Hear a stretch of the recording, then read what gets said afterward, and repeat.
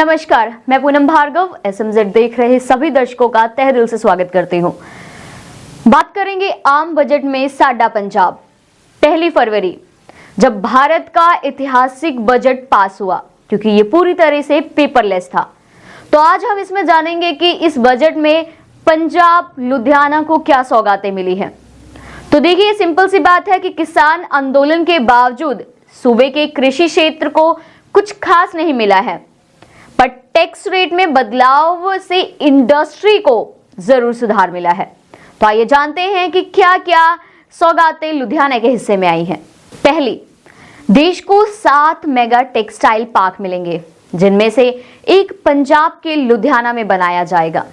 दूसरी, auto parts पर import duty 10% से बढ़ाकर 15% किए जाने से पंजाब के निर्माताओं को 300 करोड़ से अधिक का लाभ मिलेगा। लोकल यूनिट्स को माल बिकेगा। लुधियाना में ऑटो पार्ट्स को 9000 यूनिट्स हैं अभी तक की जानकारी के अनुसार। तीसरी, स्टील स्क्रैप पर इंपोर्ट ड्यूटी खत्म होने से स्टील उत्पादकों को ही नहीं, साइकिल, ऑटो पार्ट्स और अन्य इंजीनियरिंग उद्योगों को फायदा मिलेगा। इनमें से इसका इस्तेमाल कच्चे माल के तौर पे होता रहा है। पंजाब के 750 करोड़ का स्टील स्क्रैप इंपोर्ट होता है। चौथी, MSME के लिए फंड दुगना कर 15,700 करोड़ किया गया है। इसमें रुकी हुई जो स्कीमें थी वो भी चल सकेंगी।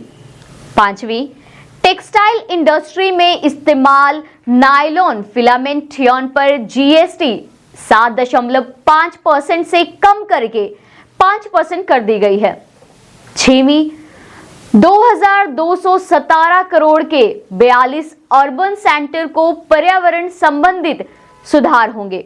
साइकिल टैक्स शामिल होने पर साइकिलिंग और इंडस्ट्री को भी बढ़ावा मिलेगा। सातवीं, लेदर इंडस्ट्री में विदेशी इंपोर्ट को रोकने के लिए टैक्स 10% बढ़ाया गया है। इसमें लोकल कारोबार बढ़ेगा, ऐसा अनुमान लगाया गया है। आठवीं, जालंधर, लुधियाना, मोहाली, मंडी गोविंदगढ़ को SME को राहत मिलेगी। तो अब जानते हैं कि इस बजट के बाद क्या चीजें सस्ती हो सकती है और क्या चीजें महंगी होंगी।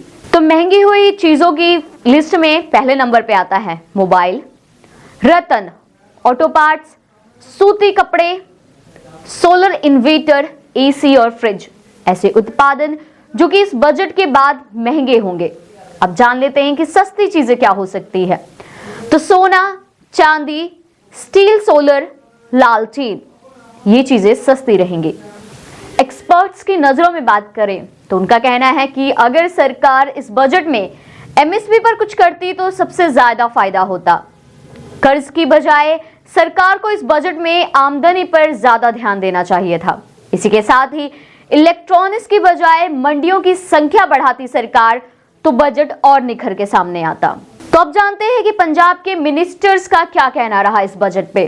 तो कैप्टन अमरिंदर सिंह का कहना था कि मध्यम वर्ग और किसानों की अनदेखी की गई है इस बजट में। Cabinet minister, finance minister Manpreet Singh का कहना था कि चुनाव वाले राज्यों की ध्यान देते हुए इस बजट को तैयार किया गया है। इसी के साथ ही सुखबीर बादल ने कहा कि पंजाबियों को आंदोलन के लिए दंडित किया गया है इस बजट से। तो अब आपको देखना होगा कि आम इंसान इस बजट में कहां आते हैं।